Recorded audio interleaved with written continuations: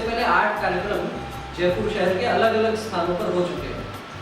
और जैसा अभी हम लोग जब कीर्तन कर रहे थे तो यहाँ आचार्य पीठ से एक चौपाई आई, हम सबने दोहराई होगी, सकल पदार्थ है जगमाही, कर्महीन नर पावत नाहि।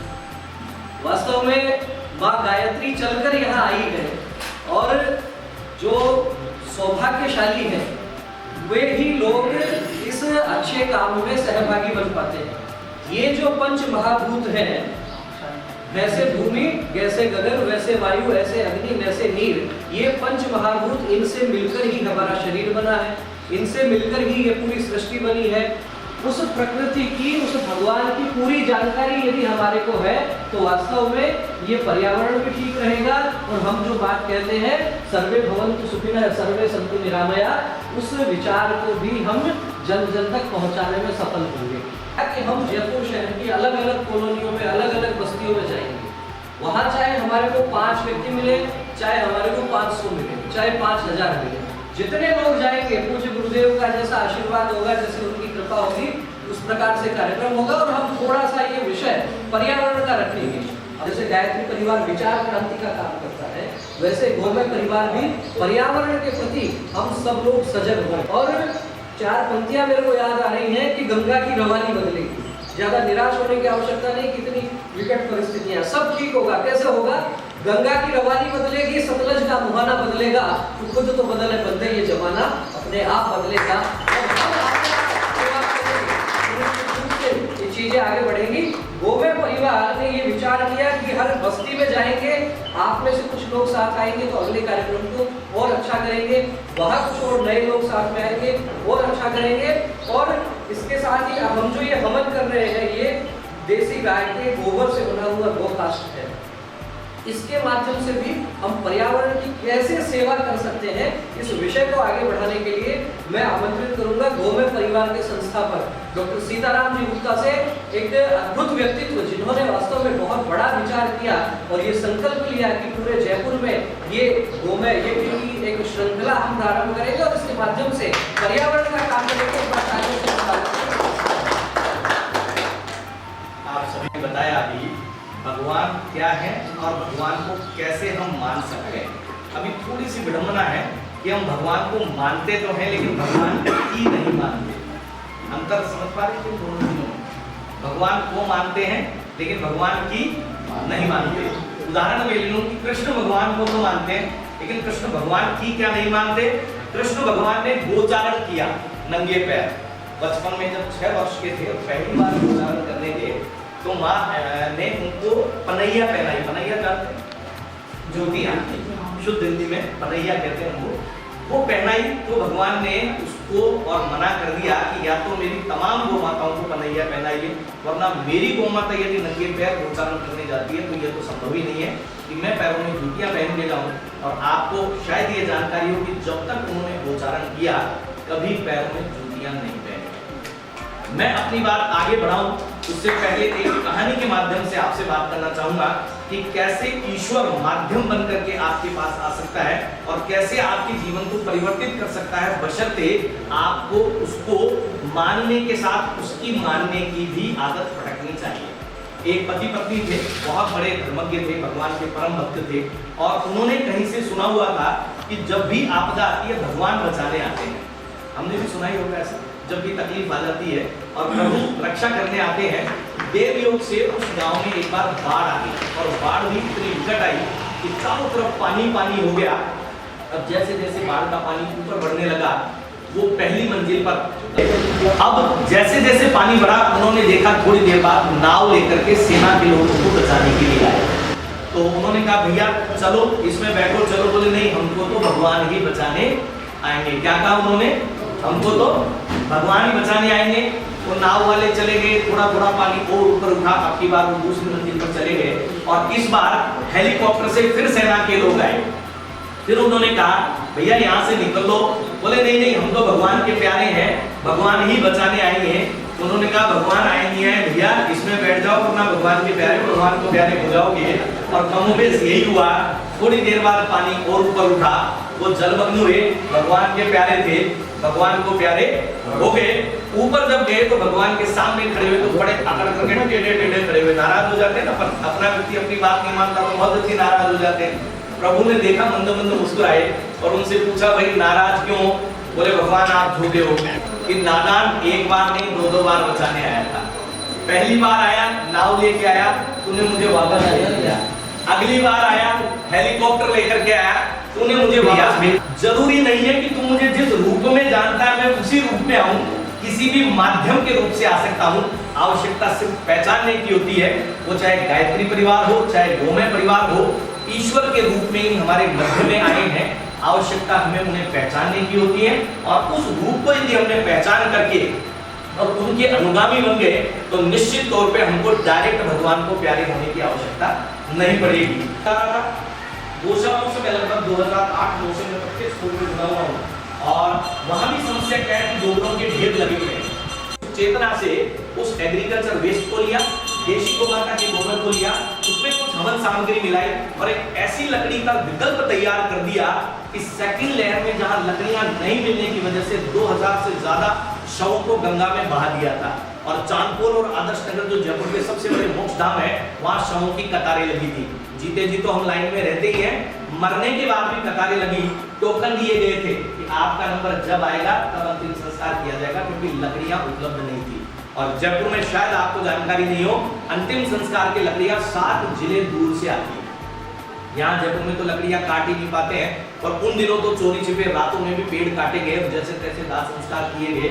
और वहीं से मन में पीड़ा उठी कि आज तो जैसे तैसे लकड़ियां मिल गई, अंतिम संस्कार भी हमने कर दिया। अंतिम संस्कार, आप संस्कार शब्द पे ध्यान दीजिए, 16 संस्कार हमारे सनातन में है और अंतिम संस्कार इसलिए किया जाता है कि जैसे जन्म से लेकर के और बाकी सब कार्यों को संस्कार के रूप में किया जाता है, वैसे ही अंतिम संस्कार भी उसी विधा से होना चाहिए।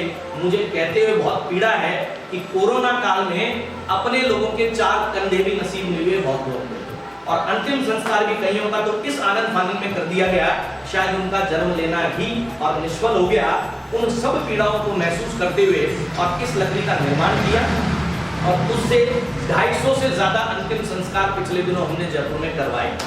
एक अंतिम संस्कार में आपको जानकारी दे दूं, एक अंतिम संस्कार में 2 पेड़ लगते हैं। 12.5 मन लकड़ी का उल्लेख है हमारे यहाँ, 500 किलो लकड़ी लगती है और 2 पेड़ लगने का मतलब है पूरे भारत का जब हमने गणना की 1 करोड़ अंतिम संस्कार होते प्रति वर्ष पूरे भारत में। 2 करोड़ पेड़ काट के महज इसलिए जला दिए जाते हैं क्योंकि हमारा सनातन में ये अंतिम संस्कार का विधान लिखा हुआ है।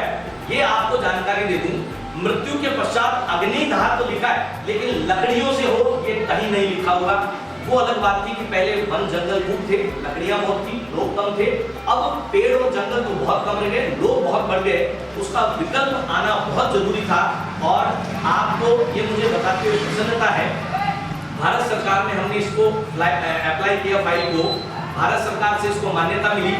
MNIT हमारा टेक्निकल पार्टनर बना। MNIT अगर आप जयपुर में जानते हो इंजीनियरिंग कॉलेज है, वो हमारा टेक्निकल पार्टनर बना। गवर्नमेंट ने हमें MNIT में ऑफिस दिया और पिछले दिनों नगर निगम के साथ हमारा MOU साइन हुआ सरकार के साथ और 11 मोक्ष धाम उन्होंने हमें सरेंडर कर दिए हैं।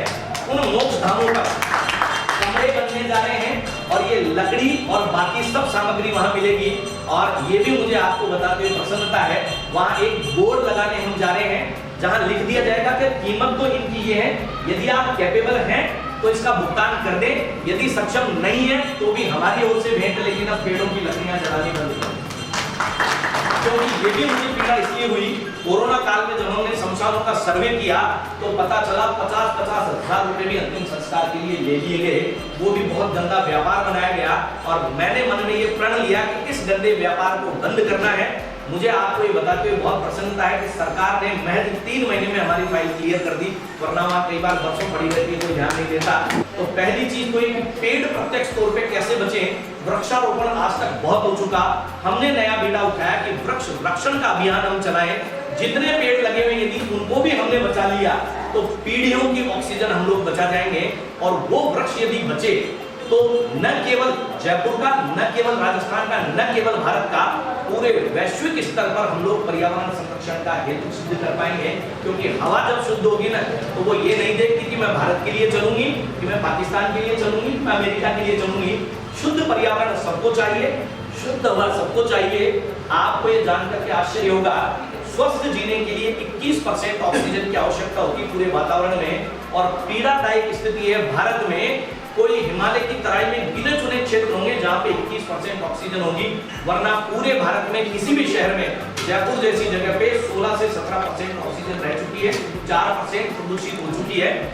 और जिस दिन कार्बन डाइऑक्साइड बढ़ने भी हमें उससे बचना है, तो हम गौमय परिवार के इस माध्यम से जुड़े। आपको फिर मुझे बताते पसंद आया कि हमने संकल्प पत्र अभियान प्रारंभ किया। संकल्प जैसा कि यहाँ से भी लिवाया जाता है कि किसी भी शुभ काम को यदि हम करें तो संकल्प अवश्य करते हैं, ताकि हम अपने आप को उससे बंधित महसूस करते हैं और उसको करने का प्रयास करते हैं। ऑनलाइन का चूंकि जमाना है, मोबाइल पे हमने ऐप बनवाया।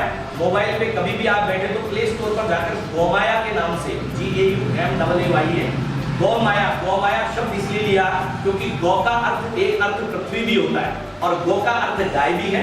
और 4G की टेक्नोलॉजी तो हमारे अब आई है मोबाइलों में, हमारे सनातन में पुरातन काल से। 4G कौन कौन से? गौ, गंगा, गीता और गायत्री। ये 4G जो है वो सनातन से चल रहे हैं। मोबाइलों में तो 4G टेक्नोलॉजी अब आई है, और जब मोबाइल 5th G टेक्नोलॉजी लेके आ रहा है, 5G, उससे पहले हमने 5वां G स्थापित कर दिया गौमय परिवार के रूप में। आप गौमय परिवार का हिस्सा बने और हिस्सा बन करके और कुछ संकल्प पत्र को अवश्य भरें। उसमें 2 संकल्प हम लोग निभाते हैं। पहला संकल्प, अपने जीवन में आज से नित्य प्रण ले लें, आप कोई सा भी एक गोगव्य अपने जीवन में जरूर अपनाएं। क्योंकि 51,000 रुपए की चारे की गाड़ी डालने वाले के यहाँ भी हमारी उस गौशाला का 90 रुपए लीटर का दूध नहीं आता। हम पीते हैं उस दूध को क्योंकि हमें उस दूध की वैल्यू पता है। द्रव्यों की यदि बात करें, मैंने आपसे निवेदन किया 21% ऑक्सीजन आवश्यक है आपको स्वस्थ जीने के लिए। और इसकी विधा देखिए, देशी गौमाता के गोबर में, गीले में 23% ऑक्सीजन होती है। जब उसको सूख करके कंडा बन जाती है तो 26% ऑक्सीजन।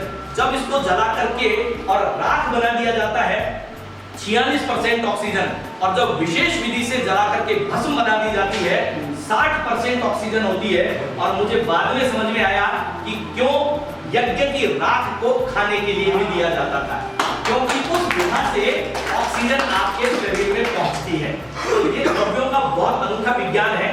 मुझे सौभाग्य मिला, भारत सरकार का 3.5 साल का कोर्स किया है इन 2 द्रव्यों पे मैंने, और पंच द्रव्यों से स्वस्थ कैसे रहा जा सकता है उसको अपने जीवन में भी अप्लाई करता हूं और लोगों को भी बताता हूं। और दूसरी चीज, अब जहां भी कहीं लकड़ी जलती देखे आप, चाहे वो यज्ञ संस्कार हो, चाहे विवाह संस्कार हो, चाहे होली संस्कार हो, चाहे अंतिम संस्कार हो, यदि आपके वहां उपलब्ध है तो ठीक, नहीं तो आप प्रयास करें, उन लोगों की चेतना जागृत करें कि भैया अब लकड़ी काम में नहीं है। नहीं, या तो ये गोकास्ट आप देख रहे हैं अपने अपने हवन कुंडों पे, या तो ये गोकास्ट, और एक इससे भी अगली स्टेज की लकड़ी जो हमने बनाई उसमें एग्रीकल्चर वेस्ट है, देशी गौमाता का गोबर है, हवन सामग्री है। ऑन कॉल आप लोग जहां चाहेंगे प्रोवाइड हो जाएगी, क्योंकि ऐप में सारी फैसिलिटी है। तो लकड़ियां जिस दिन जलनी बंद हो गई, आप सोचिए आपके छोटे से प्रयास से 2 करोड़ पेड़ कट के जलने बंद हो जाएंगे भारत में, और हमारे बच्चों के भविष्य की ऑक्सीजन भरपूर बच जाएगी। और उन 2 करोड़ पेड़ों के कट के जलने से बचने से 14 लाख टन कार्बन डाइऑक्साइड उत्सर्जित होनी ही बंद हो जाएगी। और 16 से 18 लाख लोग भारत में प्रतिवर्ष उस प्रदूषण से मर रहे हैं। ये आंकड़े मेरी तरफ से नहीं कर रहा, गूगल पे आप कभी भी सर्च कर लीजिए, भारत सरकार के आंकड़े हैं। और वैश्विक पर्यावरण संरक्षण की अभी जो बहुत बड़ी मुहिम पूरे राष्ट्र विश्व ने चला रखी है, उसमें हम भी सहभागी बने और गौमय परिवार का हिस्सा बनकर के इस कार्यक्रम को आगे बढ़ाएं। समय की मर्यादा को ध्यान में रखते हुए मैं अपनी बात को यहीं समाप्त करूंगा। और अधिक जानकारी आपको चाहिए तो यहाँ पर हमारे गायत्री परिवार के लोग भी प्रत्यक्ष हमसे जुड़े हुए हैं, पंडित जी जुड़े हुए हैं, भाई साहब यहाँ पर जो आयोजक हैं, मैं आपका बहुत बहुत आभारी हूँ और धन्यवाद प्रकट करना चाहूंगा। आप सबका भी बहुत बहुत आभार कि आपने अपने कीमती समय में से समय निकाल करके और इस बात की जानकारी के लिए समय दिया। बाकी और अधिक जानकारी चाहिए तो भाई साहब या किसी से भी आप संपर्क कर लें। गौमय परिवार ऑनलाइन है, YouTube पे है, आप कहीं से भी उस जानकारी को ले सकते हैं और प्रयास कर सकते हैं कि पर्यावरण संरक्षण में अपनी भूमिका का निर्वहन आप कर सकें। जय गौ माता, जय गौ।